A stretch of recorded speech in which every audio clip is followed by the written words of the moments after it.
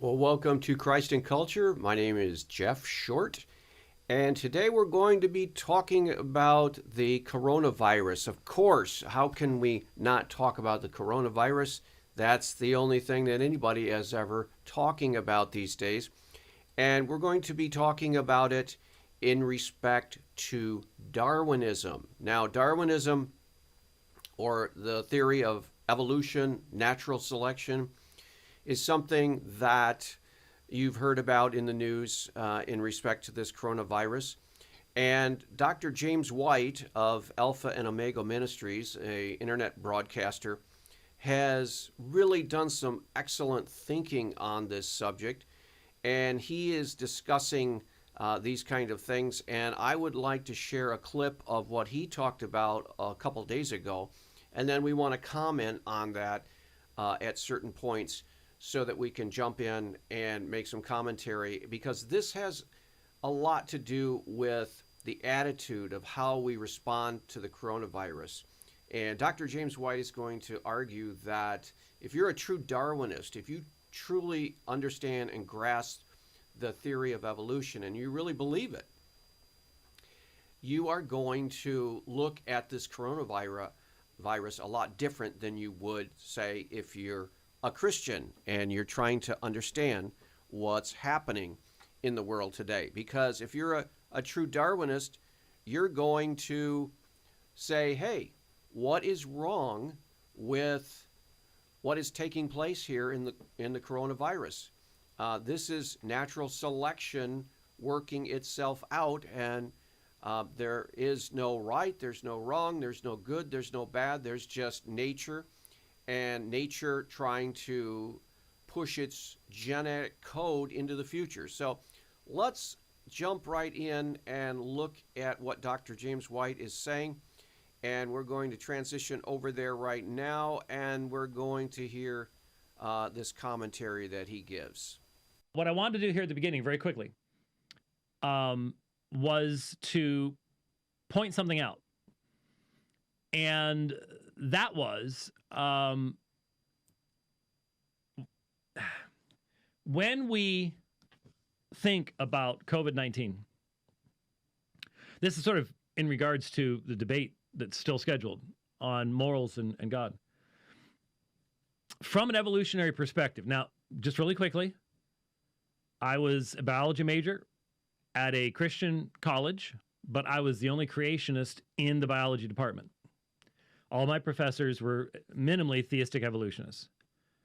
Now I'm going to stop right here, because sadly enough, this is something that also happens at Christian colleges and universities and seminaries and graduate schools all over the country and all over the world. You will find that oftentimes Christian colleges, universities, seminaries will have a Darwinist or evolutionary bias in their teaching of creation and development in history. And you would not imagine that that would be the case, because, for example, the intelligent design movement, you have a lot of creative scientific thinking occurring right now. You have some really sharp people working on this, and there are really good arguments for intelligent design from nature and science alone. And so you have all of that happening, but there are many Christian colleges and many Christian graduate schools and many Christian seminaries that simply don't have any time for that, and they're going to teach what the current secular paradigm is as far as evolution. Very discouraging, very unnecessary also. We have a robust conversation and discussion going on within the scientific community regarding intelligent design, and there's no reason why Christians shouldn't be defending intelligent design. The Bible is very clear that God, in the beginning, God created the heavens and the earth. And so it's baffling to think that Christians are capitulating to Darwinistic evolution when they don't have to. We have the science, we have the thinking, we have this paradigm for intelligent design that we can argue on the basis of science alone, and yet people in the Christian community are often prone to capitulate and go along with culture so that they don't get the persecution and the opposition and the pushback that they would if they tried to make a stand on creation or intelligent design or some alternative to Darwinism. So James White here is absolutely correct, and he experienced the same thing at his college. And so in high school, public high school, I had still one of my favorite teachers. In fact, when they ask you to fill out who your favorite teacher was, I still use this teacher's last name because I won't tell you more than that because then all my accounts will be compromised. But he would bring me articles, college level articles, university level articles on Darwinism and neo-Darwinian micromutation evolutionary theory, and we'd sit there at lunch and we would have long conversations and battled through this stuff. Had to do the same thing at university. I remember Dr. Ned Grossnickel was one of my professors. Best limnology teacher ever, but that was about the only class that he was the best limnology teacher in. But he knew limnology like the back of his hand, but from an evolutionary perspective. And so on these long trips where we're going out to do surveys, so I battled through a lot of this stuff. And so when I graduated, I read, the first book I read after I graduated from Grand Canyon, could have had a BS. I should have taken the BS. I took a BA, but I finished the work for either one. Was Darwin's. Dawkins. It starts with D. Dawkins' book. And The Blind Watchmaker and Selfish Gene. And I went after all those books as they came out to read. Stop it here. Also, I have watched and many lectures and also read many of the books by Richard Dawkins. I own a number of books, The Selfish Gene and other books on evolution by Richard Dawkins. He is a thoroughgoing materialist. He does not believe that the world has any meaning or purpose beyond just whatever one purposely and personally decides to have as far as meaning and purpose in life. There's no overall arching telos or end in mind in the universe. He believes in materialism, that all we are just material objects, energy, atoms colliding. There's no grand scheme. It's a very bleak and nihilistic view, and this is what the standard evolutionary idea is. Read them and familiarize myself with the Darwinian viewpoint and understanding. And if you are familiar with those books, then you know that from the Darwinian perspective, getting your genotype into the next generation is the greatest good. Now, Darwinists have come up with really very, very brilliant, they've had to put some real thought into this, reasons why you might have some members of a community that you sort of sacrifice to try to fit Darwinism into a certain social modes. But the reality is that if nature is just red in tooth and claw, that it is merciless and pitiful, has no pity upon anyone, then the Darwinian perspective is that COVID-19 is good.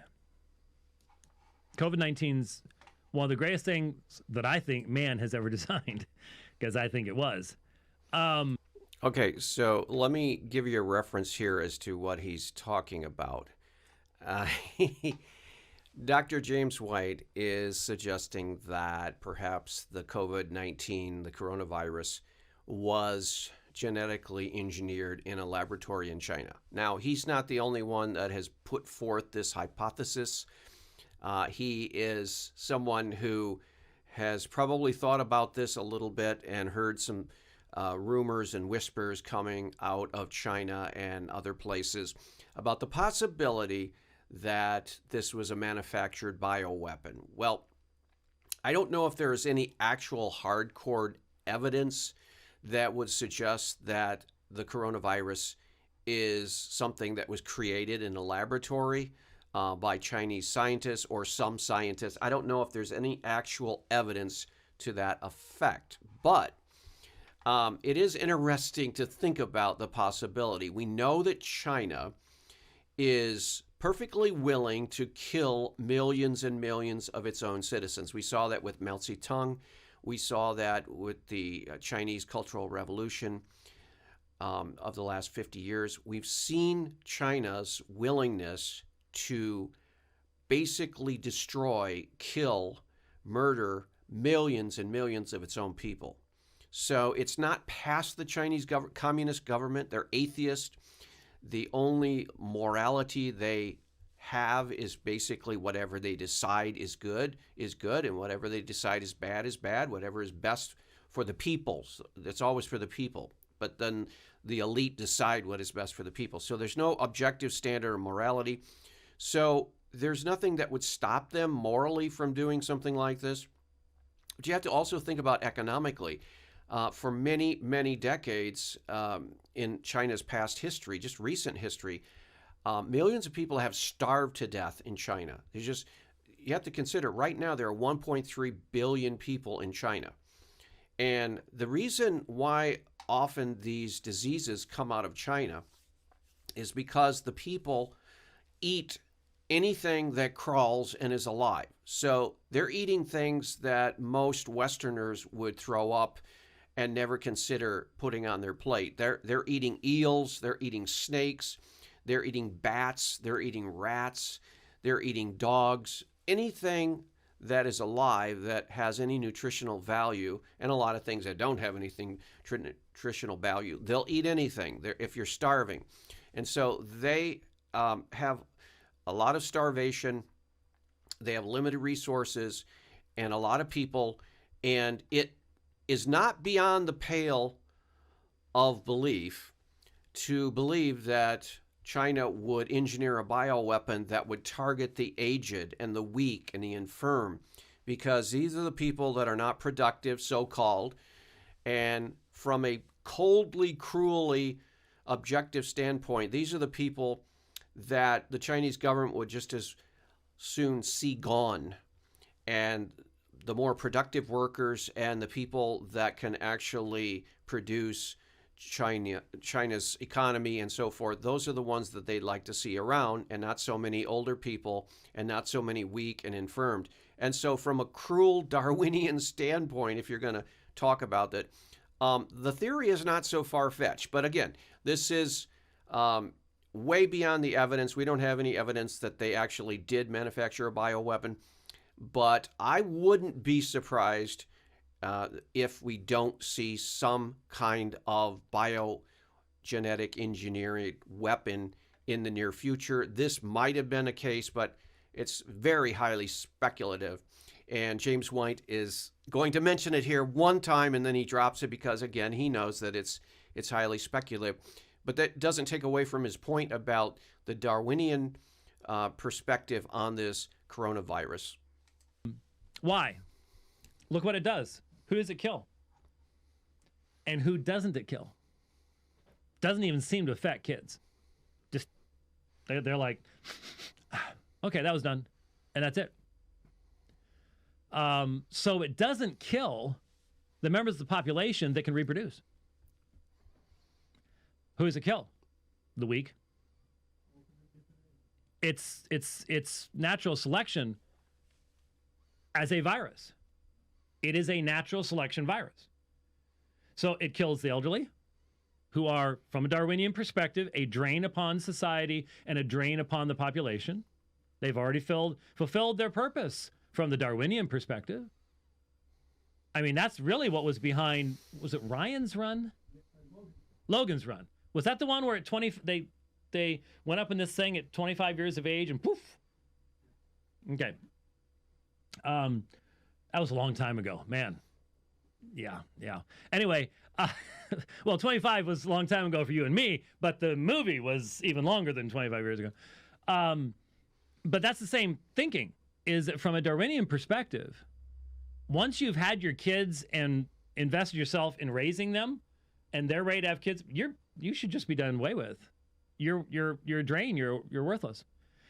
And so the other people it kills, people with pre-existing health conditions. In fact, do you know who it's killing in Italy? Obese people. Obesity, diabetes, heart issues. If you're not in shape, hey, this is Darwin's greatest dream. COVID-19 is the natural selection virus. It really is. And that's a very good point, and that's a profound point. Now, what I want to point out, though, also, but he doesn't talk about this here, but there are some people I have heard on the television and on the internet that are saying, see, this is the proof of Darwinian evolution, the way the coronavirus has spread and mutated. And viruses in general, they say, prove Darwinian evolution. That is false. That is totally false. You have to realize there are two types of evolution. There is the microevolution, and those are the small changes within the species that alter according to the environment and conditions and so forth. And then there is the grand scheme theory, untestable, of macroevolution. And that's what Darwin is famous for, proposing this grand scheme evolution where you have reptiles turning into, over millions of years, mammals, and then mammals transforming into higher mammals, and then eventually reaching mankind, Homo sapien, as he's called. And so that grand scheme of evolution is unprovable and untestable. I'm not talking about theoretically. Theoretically, yes, you can make a model and you can build a model and you could predict things and that.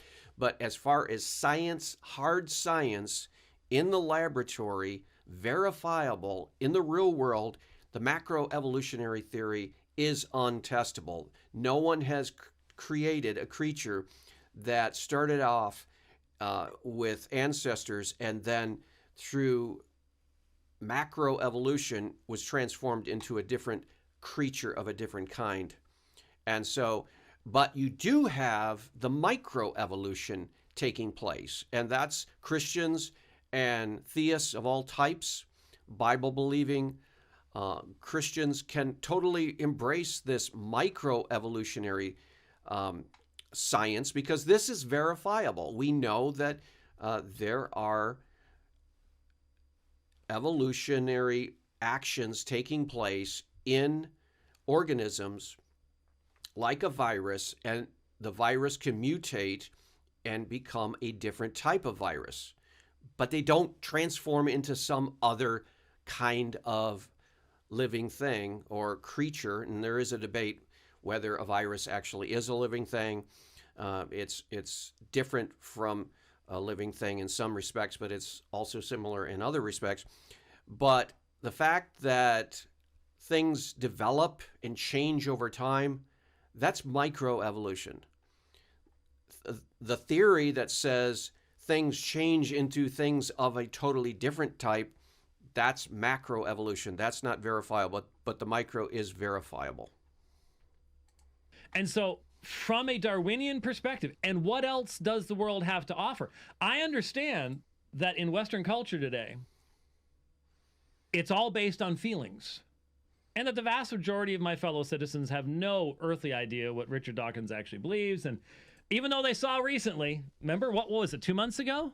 Maybe not even 2 months ago, that he was quoted on Twitter multiple times, over and over and over. I don't know how many people sent it to me, saying, that eugenics and, that nature, nature naturally does this type of stuff. And so if man did it, what would be the big deal? And la, la, la, la. Yeah, of course.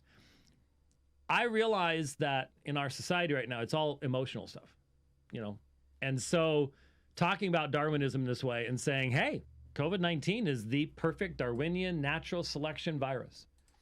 Now, the flap up or brouhaha over Richard Dawkins' remarks a few months ago was in respect to eugenics.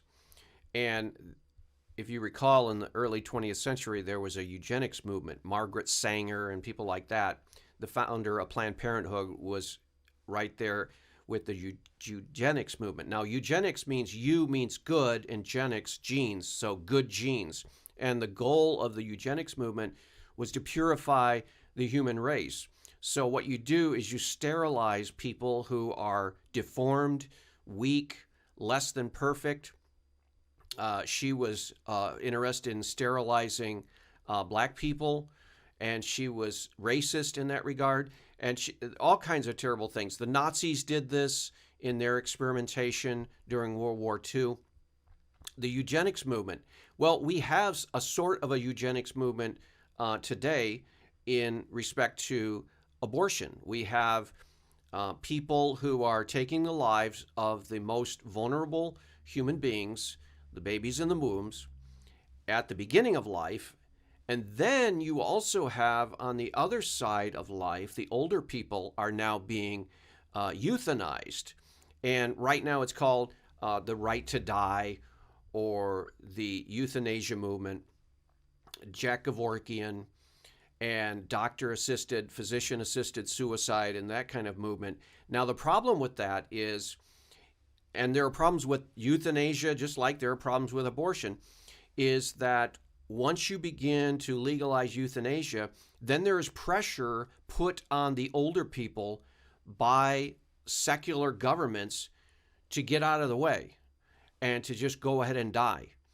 And they encourage the older people to die, sort of like the movie Soylent Green, where you reach a certain age and you then can go into a center, government center, and they euthanize you while you're watching a beautiful scenery and listening to classical music as you drift off into death.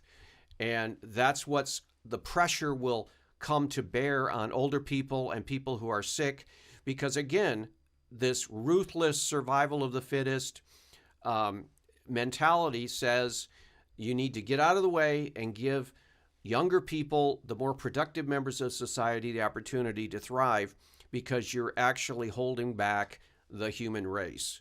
And so these are all bad. These are all Darwinian type of thinking. These are all survival of the fittest. It's a cold, cruel philosophy. And Christianity opposes it because we believe that people are made in the image of God. They're given inherent dignity. Now, this whole idea of the Christian doctrine of man made in the image of God, found in the books of Genesis, the early chapters of Genesis, this was even put into the U.S. Constitution. All men are created equal, endowed by their Creator with certain inalienable rights.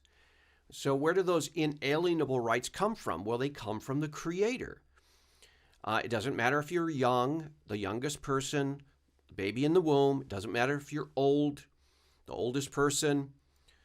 You still are given the dignity of someone made in the image of God. And this is a Christian perspective. This is totally different from the Darwinian perspective, totally different than the Communist Party's perspective, the atheistic Communist Party. And this is what James White is talking about. It prunes, it improves, it literally improves the herd. COVID-19 for humanity does what we do with our crops. You prune, if you're looking at a branch in a vine, and the you want it to produce more fruit, you cut out the bad stuff, the stuff that's taken away the life of the vine. Only leave the good stuff. That's what COVID-19 does. Get rid of the old, get rid of the infirm, don't kill the kids. We're good. So from a secular perspective that actually takes seriously the scientific basis of secular thinking, what's wrong with that? What's the problem? How is that wrong? Why isn't that something that's being celebrated as something that's good? I can guarantee you that there are Darwinian geneticists who are celebrating this. They will not say that publicly, but in the privacy of their own brains, they're sitting there going, man, this is the best thing that could happen. Best thing that could happen. You're getting rid of the old. You're getting rid of those that are just a drag on society. And you're getting rid of the infirm. These are people that are taking up resources that can be used for the more genetically advanced. And isn't that what we're saying is good about designer babies and stuff like that anyways? Isn't that what's behind the aborting girls and only having boys and stuff like that? Isn't that the same mindset? We just aren't consistent about it. Something to think about. Something to think about, because if we are getting to the point where we are electing to office those people who will use their authority to create a totalitarian state where the state determines morality and ethics, and this is the only foundation they have, then why are we panicking about COVID-19? Something to think about. Something to think about. Well, that's exactly right. And we see now that that same pruning is taking place when women have these abortions because of diseases that they find in the womb of their child. And they say, no, I don't want that child. They may be deformed, or they may have some disease, or, they say, what Scandinavian nation, I think it was Sweden or Norway, declared that they have solved the problem of mongoloid babies. And you say, well, how did they solve the problem? Well, they just abort them all. And so every baby born, practically every baby born in this Scandinavian country is aborted. And again, this is that Darwinian idea that you prune the human tree, and you prune it of the weak ones, you prune it of the sick ones, you prune it of the old ones. It's this ruthless survival of the fittest mentality, this atheistic evolutionary doctrine. And the Chinese government is an atheistic, evolutionary-based government. And they totally buy into this entire paradigm of Darwin. And there's no question about it. Now, the question that we have to ask as a nation is, are we going to buy into this Darwinian evolution? Are we going to do the same thing that they're doing? And are we going to become more like them, or are we going to stand by our principles and say, no, we're not going to do that. That's immoral. We can't do that. We're different. We respect human life. We don't tamper with what God has created, because we respect and honor God in creating the way He created. And so, but when we look at this COVID virus that's sweeping the world, it's not an example of macroevolution. It is an example of what happens when a species or a biological entity mutates and then becomes dangerous to other living organisms. But the mentality of the Darwinian evolution is the real danger here. And so we have to pray that God is going to use something, a worldwide revival, to get the world away from that thinking and onto more civilized thinking, like is found in the doctrine of the Christian scriptures of the image of God, created everyone in the image of God. So let's pray that we are able to solve this virus problem, and we're able to see God do a revival at the same time. Well, thank you for tuning in, and we'll see you back next week on another issue of Christ and Culture. God bless.